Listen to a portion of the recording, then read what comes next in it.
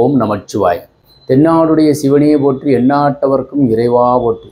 காவாய் கனகத்திரளையே போற்றி கைலை மலையானே போற்றி ஆடக மதுரை அரசையே போற்றி கூடல் இலங்கு குருமணியே போற்றி ஏகம்பத்துறை எந்தாய் போற்றி பாகம்பெண் வருவாய் போற்றி. திருச்சிற்றம்பலம். எங்கும் வாஸ்த அன்பர்கள் அனைவருக்கும் சிவசரவணனின் அன்பான வணக்கங்கள். என்னுடைய குருநாதரும் என்னுடைய தாய் தந்தரையும் வணங்கி இன்னைக்கு நம்ம பார்க்க போகிறதற்கு உண்டான வீடியோவை சொல்கிறேன். தெருக்குத்தினுடைய அமைப்பை பற்றி பார்க்க போகிறோம். மேலும் எங்களுக்கு நீங்கள் லிங்கம் வாஸ்துவில் நீங்கள் நிறைய வரைபடங்கள் நீங்கள் எங்ககிட்ட வாங்கிக்கிறவங்களுக்கும் திருத்தம் பெற்றுக்கொள்பவர்களுக்கும் எங்கள் வீடியோவை நீங்கள் பார்த்து சப்ஸ்கிரைப் செய்தவர்களுக்கும் நன்றி. ஸோ நிறைய பேர் சப்ஸ்கிரைப் பண்ணாமல் பார்த்துட்ருக்கிறவங்களும் அவசியம் சப்ஸ்கிரைப் பண்ணிவிட்டு பாருங்கள். இன்றைக்கி தெருக்குத்தினுடைய அமைப்பு, தெருக்குத்து பெரும்பகுதி பிழை இல்லாமல் இருக்கின்ற அமைப்பையும் இப்போ நம்ம பார்க்க போகிறோம். நிறைய பேர் தெருக்குத்தினுடைய அச்சத்தை உங்களுக்கு கொடுத்துருக்கிறதுல இந்த வீடியோ பார்த்ததுக்கப்புறம் உங்களுக்கு ஒரு சந்தோஷமானது இருக்கும்.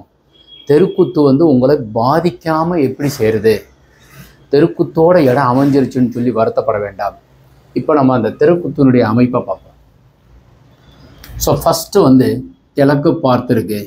இது ரோடுனுடைய அமைப்பு. ஸோ இந்த மாதிரி ரோடு நேராக வருது, ஸ்ட்ரைட்டாக இருக்குது. அகலம் அப்படியே முட்டுதுன்னு வச்சுக்கோங்க. நான் வில்லாபுரம் ஹவுசிங் போர்ட்டில் மதுரையில் இருக்கேன். எங்கள் வீடு ஸ்ட்ரைட் தெருக்குத்து தான். அந்த வீட்டுக்கு போனதுக்கப்புறம் தான் உங்கள் முன்னாடி பேசுகிறதுக்கு உண்டான வாய்ப்பு எம்பெருமான் சிவபெருமான் கொடுத்தார்.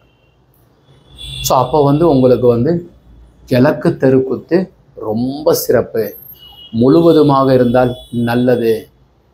இப்போ உதாரணத்திற்கு இப்போ இது கோட்டீஸ்வர யோகத்தை கொடுக்கும். இப்போ உதாரணத்திற்கு இப்படி இல்லைங்க, தெருக்குத்து இப்படி இல்லைங்க அப்படின்னு வச்சுக்கோ. இந்த இதில் இங்கே தெருக்குத்து இருக்குது. அப்போ பாருங்கள், உங்களுக்கு முழுசாக முடிகிறது நார்த் ஈஸ்ட் ஈசான தெருக்குத்து. அப்படியே வச்சு வீடு கட்டிக்கலாம், வடகிழக்கிலேயே நீங்கள் வச்சு வீடு கட்டிக்கலாம். நல்லா தெரிஞ்சுக்கோங்க, கிழக்கு ஈசான தெருக்குத்து. இப்போ இதே ஈசான தெருக்குத்து இருக்கிறது ரொம்ப சிறப்பு, கோட்டீஸ்வர யோகத்தை கொடுக்கும்னு சொல்கிறது உண்டு. இப்போ இதே அமைப்பிலேயே உங்களுக்கு என்ன ஆயிடுதுன்னா, அக்னி தெருக்குத்து இருக்கு. அது இருந்தால் என்ன சார் செய்கிறது, இப்படி வந்துடுது அப்படின்னு வச்சுக்கோ. நிறைய பேர் சொல்கிறது இது சவுத் ஈஸ்ட்னு சொல்கிறது அக்னி மூலை. இப்போ அக்னி மூலை தெருக்குத்து இருக்குது. அக்னி மூலை தெருக்குத்து இருக்கிறது தவறு. ஆனால் நான் எப்படி சொல்கிறேன்னா, எப்படி இருந்தாலும் இதை எப்படி சரி பார்க்குறது, ஒரு தவறு நடந்துருச்சுன்னா எப்படி நம்ம சரி பண்ணுறது, இல்லைன்னா அதை கரெக்டாக பண்ணுறது. இப்போ நம்ம கரெக்டாக பண்ணுறதுக்கு பார்ப்போம் வாங்க. இப்போ இது தெருக்குத்து ஷார்ப்பாக இது வரைக்கும் கண்டதில் பாதியில் இருக்குது. இது தெருக்குத்து தானே, தெருக்குத்து தான். எப்படி இருந்தாலும் கிழக்க பார்த்த வீட்டிற்கு அக்னி மூலையில் தலைவாசல் வைக்க போகிறது கிடையாது. அப்போ நீங்கள் அதை பற்றி அச்சப்பட வேண்டாம். இடம்தான் உங்களை வாங்கியிருக்கு, நீங்கள் ஒன்றும் இடத்த வாங்கலைங்க. பிரபஞ்சத்தில் பஞ்சபூதங்களை யாருமே வாங்க முடியாது. நெருப்பு, நிலம், காற்று, நீர், ஆகாயம், இந்த அஞ்சையுமே மழை நம்ம சொல்லும்போது பெய்யுது, அதுவாக வருது. இப்போல்லாம் வீட்டுக்குள்ளே வரலை, ஊருக்குள்ளேயே அவங்கவுங்கள பிடிச்சிட்டு போயிடுது, இல்லைன்னா கூட்டிகிட்டு போயிடுது. ஸோ அப்போ மழையெல்லாம் முந்தி மாதிரியெல்லாம் இப்போ பெய்யுறது, மழை பெய்யுது. ஸோ மழையெல்லாம் வர்றது அந்த மலையிலேருந்து அப்படியே சூறாவளி மாதிரி வருது. சென்னையிலெல்லாம் டிசம்பர் வந்தால் பயப்படுறாங்க. இப்போ இந்த தெருக்குத்தை பற்றி பயப்பட வேண்டாம் சொல்கிறேன் பாருங்கள். அக்னியை பார்த்து பயப்படாதீங்க. அக்னிங்கிறது சவுத் ஈஸ்ட் தெருக்குத்து இருக்குது. நாம் இதில் வாசல் வைக்க போகிறது கிடையாது, இங்கே வாசல் வராது. அப்போ நம்ம என்ன செய்வோம், இங்கே தான் வாசல் வைக்க போகிறோம். அப்போ இந்த தெருக்குத்து இருக்கிறதுல நீங்கள் வாசல் இப்படி இப்படி தான் கொடுக்க போகிறீங்க. அப்போ வீடு இப்படி இதில் வச்சு இதில் தான் போர்ட்டிக்கோ வச்சு கட்ட போகிறீங்க. அப்போ இதில் அப்படியே வச்சு கட்ட போகலாம். அப்போ அக்னி தெருக்குத்தை வச்சு பயப்பட வேண்டாம். இந்த தெருக்குத்து வந்துருச்சு சார், பயப்பட வேண்டாம். இந்த மூளைக்குண்டான ஒரு சுக்கிரன் இதில் வாசல் வைத்தால்தான் பிழை. நம்ம எப்படி இருந்தாலும் கிழக்க பார்த்த வீட்டிற்கு வாசல் நாம் கண்டிப்பாக வைக்க போகிறதில்ல. அப்போ அக்னி தெருக்குத்து இருந்தாலும் பயப்பட வேண்டாம். ஈசானியத்தில் வாசல் கண்டிப்பாக வைங்க. கிழக்கு பார்த்தோம். இப்போ மேற்கு தலைவாசல் பார்க்க போகிறோம். ஸோ மேற்கு பார்த்துருக்கு. மேற்கு இது ரோடு. இதில் இப்படியே இந்த ரோடு இப்படியும் திரும்பும், இந்த ரோடு இப்படியே இங்கேயும் திரும்பும். மேற்கு பார்த்து தெருக்குத்து இருக்கிறதுல வந்து வாயு தெருக்குத்து, கன்னி தெருக்குத்து. அதில் வாயுவில் இருக்கலாம், கன்னியில் இருக்கக்கூடாதுங்கிறதுலாம் இருக்குது. எப்படி நம்ம வந்து அமைச்சு நலமாக வாழ்கிறது? இப்போ மேற்க பார்த்த வீட்டிற்கு நீங்கள் வந்து என்ன செய்யணும்னாக்கா, வீடு நீங்கள் இப்படி போடுறீங்க,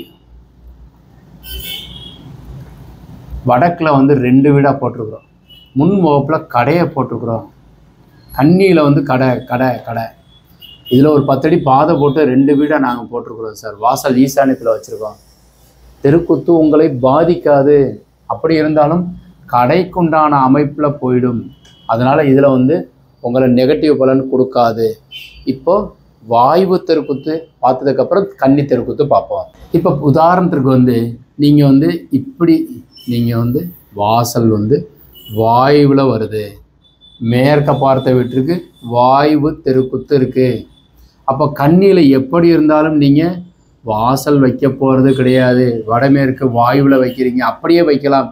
இல்லைன்னா நான் கொடுத்த மாதிரி இந்த மாதிரியும் வைக்கலாம். இப்போ கன்னி தெருக்குத்து பார்ப்போம். பெரும்பகுதியானவர்கள் கன்னி தெருக்குத்தை பார்த்து அச்சப்படுறாங்க. இப்போ உங்களுக்கு வந்து ரோடு இப்படி இருக்குது, இதில் வந்து இப்படியே வந்து கரெக்டாக கன்னி மூலைக்கு வந்து குத்து, நேராக இங்கேயே வந்து குத்திருச்சு, தென்மேற்கில் வந்து குத்திருச்சு, கன்னி மூலையில் வந்து குத்திருச்சு. அப்போ தென்மேற்கில் உங்களுக்கு குத்துறோன்னே கண்டிப்பாக தவறு. அப்படி தான் சொல்கிறோம். சரியாக சொல்கிறேன் பாருங்கள். இப்போ இதில் வந்து நாம் எப்படி இருந்தாலும் வீடாக கட்டுறதாக இருந்தாலும் சுவர் இது வரைக்கும் கண்டிப்பாக வரும். அப்போ இதோடு முடிஞ்சு போயிடும். பாதின்னு வச்சுக்கோங்க. இது வரைக்கும் சுவரை வச்சிடுறோம், இதில் தான் வாசல் வச்சு கட்ட போகிறோம். அப்போ இங்கே வச்சு நீங்கள் கட்டும்போது சரியாக தானே வரும். அப்போ எந்த பிழையும் கிடையாது. அப்போது கன்னி மூலை தெருக்குத்தாக இருந்தாலும் அச்சப்பட வேண்டாம். வாயுவில் வாசலும் வாயு மேற்கிலேயே வாசல் வச்சு நீங்கள் வீடு கட்டிக்கலாம். வடக்கு பார்த்து தெருக்குத்து குபேரத்திற்கு பொருளாதாரத்தை உயர்த்தும் சிவபெருமானுடைய 2 நண்பர்களாகிய குபேரனும் சுந்தரனும். குபேரன் நிறைய மதுரையில் வந்து மீனாட்சி அம்மன் கோவிலில் வந்து இந்திரனாக வந்து பூஜை பண்ணதாகவும் குபேரன் கூடவே இருக்கிறதாகவும் சொல்லப்பட்டிருக்கு. ஸோ அதனால் நீங்கள் வந்து சிவபெருமானை வழிபட்ட உடனே குபேரன்கிட்ட வந்து சொன்னார்னா அள்ளி கொட்டி கொடுத்துவார். அவருக்கு உண்டான திசை வடக்கு, அவருக்கு உண்டான தெருக்குத்து இருந்தால் பெரிய கோட்டீஸ்வர யோகம். அப்போ வடக்கு தெருக்குத்து இருக்கலாம். உதாரணத்திற்கு வந்து இப்போ வந்து இதில் ஈசான தெருக்குத்து இருக்குது, இது வடக்கு, இது வந்து உங்களுக்கு கிழக்கு. இப்போ இப்படி வீடு வந்துருச்சு சார் எங்களுக்கு. அப்போ வடகிழக்கு தெருக்குத்து இதில் வந்து குத்துது. வடக்க பார்த்து வடகிழக்கு தெருக்குத்து இருக்கிறது ரொம்ப சிறப்பு. இதே இப்படி அமைஞ்சிருச்சுன்னு வச்சுக்கோங்க, தப்பாக அமைஞ்சிருச்சு. உங்களுக்கு வந்து இப்போ ரோடு இப்படி இருக்குது, இதில் ரோடாக வந்து இதில் இப்படி வந்துருச்சு, கண்டதில் பாதியில் வாயுவில் வந்து தெரு குத்திருச்சு. இப்படி வந்து கரெக்டாக இதில் வந்து குத்துது, தப்பு. எல்லாரும் சொல்கிறாங்க, நானும் சொல்கிறேன். ஆனால் நாம் எப்போவுமே வடக்க பார்த்த வீட்டிற்கு ஈசான மூலையில் தான் வாசல் வைக்கிறோம். பாருங்கள், இது எல்லாம் சோத்தை கட்டி அடைச்சிருவோம். இன்னும் சரியாக சொன்னோம்னாக்கா மாடிப்படியை போட்டுருவோம், செப்டிக் டேங்கை போட்டுருவோம், படுக்கை கீழே ஒரு டாய்லெட் இருக்கும், வாசலை நம்ம இங்கே தான் வைக்கிறோம், ஈசானத்தில் வைக்கிறோம். அப்போ தெருக்குத்து இருந்தால் என்ன பயப்பட வேண்டாம், சரியாக தானே இருக்கும். அப்போ வாசல் ஈசானத்தில் வந்து சிறப்பு. இப்போ தெற்க பார்ப்போம். இப்போ தெற்க பார்த்து ஒரு வீடு வாங்கியிருக்கீங்க, சாரி அந்த இடம் உங்களை வாங்கிருச்சு. தெற்கு வந்து அதிகமாக வந்து டாக்டர்கள் ரொம்ப பேர் வந்து அதில் வாங்குறாங்க. தெற்குன்னா செவ்வாய், முருகன் பேரில் இருக்கிறவங்க பெரும்பகுதி தெற்கு பார்த்துருக்காங்க. முருகன், செந்தில், கார்த்திக், வடிவேல் இந்த பேரில் இருக்கிறவங்கெல்லாம், அதுவும் 9, 18, 27ஆம் தேதி பிறந்தவங்களும் இருப்பாங்க. அந்த செவ்வாயோட ராகு சேர்ந்துருக்கிறார் அப்படின்னு வச்சுக்குவோம். அவங்க தெருக்குத்தோடு இருக்கிறது. இது ரோடு அகலமாக அக்னி மூலைக்கும் கன்னி மூலைக்கும் நேராக வந்து முட்டுது சார்.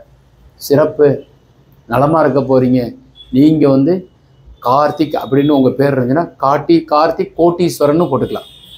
ஏன் அப்படின்னா இதில் பில்டிங் நீங்கள் போட போகிறீங்க அப்படின்னாக்கா தெற்க பார்த்த வீட்டிற்கு நீங்கள் இப்படி நீங்கள் அழகாக பில்டிங்கை போட்டுக்கோங்க. போட்டு இங்கே ஒரு சின்ன வாசல் வைங்க, இதில் எல்லாம் கடையை போடுங்க. உள்ளே நேராக போய் 2 வீடு போடுங்க அல்லது 1 வீடு போடுங்க. இது ஒரு வீடு, இது 2வது வீடு. ஈஸ்ட் ஃபேஸிங் வாசல் வைங்க. இடத்த வித்துறாதீங்க. இடத்த விற்றீங்கன்னா வாங்க முடியாது. இந்த பூமி உங்கள் பேரில் பதிஞ்சிருக்குன்னா நீங்கள் நல்லவர். பூமி யார் பேர்லையும் பதிய முடியாது. இறைவன் வந்து கொடுப்பதை யாராலும் தடுக்க முடியாது. இறைவன் கொடுக்காதது யாராலையும் கொடுக்க முடியாது. அது மாதிரி பூமி உங்கள் பேரில் இருக்கும்போது நீங்கள் கட்டாமல் இருந்தால் அந்த பூமி உங்களை வந்து ஏசும். ஏன் உன்னை கொடுத்துருக்குறேன் நீ கட்ட மாட்டாங்க. இப்போ வந்து இந்த அக்னி தெருக்கூத்து இருந்தால் சரியா? இப்போ அக்னி தெருக்கூத்து இருக்குன்னு வச்சுக்கோங்க. ரோடு இப்படியே வருது, கண்ணியில் தெருக்கூத்து கிடையாது, இப்படியே இருக்கு. இதே அமைப்பிலேயே செயல்படுங்க. வாசலை இப்படி நேராக கூட வச்சுக்கலாம், ஒன்றும் பிழை கிடையாது. நாங்கள் வந்து அவங்க ஜாதகம் பார்த்தோன்னே உங்களுக்கு தெருக்கூத்தோடு இருக்கா அப்படின்னு கேட்குறது உண்டு. இல்லைன்னா இந்த மனை வாங்கியிருப்பாங்க, அவங்க ஜாதகத்துக்கு கரெக்டாக ஒப்பீடு இருக்கும், நலமாக இருக்கும், சரியாக இருக்கும். ஒரு சிலருக்கு என்னென்ன தெற்க பார்த்து வாங்கிட்டோமே அப்படின்னு சொல்லிட்டு வருத்தப்படுவாங்க. தெருக்கூத்து இருக்குது சார் அப்படின்னு சொல்லுவாங்க. பின்னாடி ஒரு பெரிய வாய்க்கால் எப்போவுமே தண்ணி ஓடும் சார்ன்னு சொல்லுவாங்க. பண மழை கொட்டும். ஸோ இது மாதிரி தெருக்கூத்து இருந்து பின்னாடி வாய்க்கால் இருக்குது. இப்போ இதே வந்து உங்களுக்கு வந்து கன்னி தெருக்கூத்து இருக்குது உதாரணத்திற்கு, அதுதான் ரொம்ப பயம். எங்களுக்கு வந்து இப்படி அமைஞ்சிருச்சு சார் அப்படின்னு சொல்லுவோம். இப்படி இருக்கு ரோடு, என்னத்தை பண்ணுறது? தப்பு தானே. அப்போ வந்து நெகட்டிவ் வந்து ஒட்டிக்கிறோம் சார், எங்கள் வீட்டுக்கு உள்ளுக்குள்ளே வந்துடும், நாங்கள் இங்கே தான் சார் பெட்ரூம் போட்டிருக்குறோம், இது நேரம் வந்து குத்துது. நீங்கள் சுவர் இங்கே வரைக்கும் வச்சு வாசல் அதை இங்கே தான் வச்சுருக்கீங்க, மெயின் என்ட்ரன்ஸு கிரில் கேட்டு. அப்போ எதுவுமே வாஸ்து பிழை கிடையாது. இன்னும் சரியாக சொன்னோம்னா கருங்கல் வச்சு முழுச சுவத்தை கட்டி அடைச்சிட்டீங்க. அப்போ தெருக்குத்து உங்களுக்கு பாதிக்காது. அப்போ நல்லது பண்ணும். இந்த மூளைக்கு உண்டானவர் ராகு. ஸோ தெருக்குத்து உங்களை வந்து எதுவும் செய்யாது. தெருக்குத்தோட மனை வாங்கியிருக்கீங்கிறதுல மனை வாங்கியிருக்கு, அதனால் எந்த மனையும் நல்ல மனை தான். ஸோ அதனால் வந்து மனை உங்களை தேர்ந்தெடுக்கும். நீங்கள் வந்து 10 பொண்ணை பார்த்துட்டு இந்த பொண்ணை கட்டியிருக்கேன் அப்படின்னு சொல்கிற மாதிரி நிறைய இடத்த பார்த்துட்டு இந்த இடத்த வாங்கியிருக்கேன் இல்லை, இதுதான் உங்களுக்கு இறைவன் கொடுத்துருக்கிறார், சிவபெருமான் கொடுத்துருக்கிறார். எல்லா மனையும் நல்ல மனை. உங்களுக்கு அந்த நீங்கள் சாப்பிட்ற சாப்பாட்டில் இந்த அரிசியில் உங்கள் பேர் எழுதியிருந்தால் தான் அந்த உணவு உங்களுக்கு கிடைக்கும். அது மாதிரி இந்த இடம் உங்கள் பேரில் பதிஞ்சிருக்குன்னா இடத்த உங்களை வாங்கிருச்சு, நீங்கள் நல்லா இருக்க போகிறீங்க. அப்போ நீங்கள் வந்து இதில் ஹெசிடேட் பண்ண வேணாம், தைரியமாக கட்டுங்க. வரைபடம் தேவைப்பட்டால் கீழே இருக்கிற நம்பர் கான்டாக்ட் பண்ணுங்கள். திருத்தம் வேண்டியிருந்துச்சுன்னா வரைபடமும் ஜாதகம் அனுப்பி வைங்க, அருமையாக குழி பொருத்தம் பார்த்து உங்களுக்கு செயல்பட்டு தர்றேன். பிளாட்டு வாங்க போகிறீங்கனாலும் உங்கள் ஜாதகம் அனுப்பி வைங்க, எந்த மாதிரி அமையும் சார், இந்த மாதிரி தெருக்குத்தோடு அமைஞ்சிருமா, கோவில் பக்கத்தில் இருக்குமா, என்னென்னத்தையோலாம் சொல்கிறாங்களே சார், எந்த பிழையும் கிடையாது. சரியாக நிர்ணயம் பண்ணி நம்ம செயல்படலாம். ஓம் நமச்சிவாய.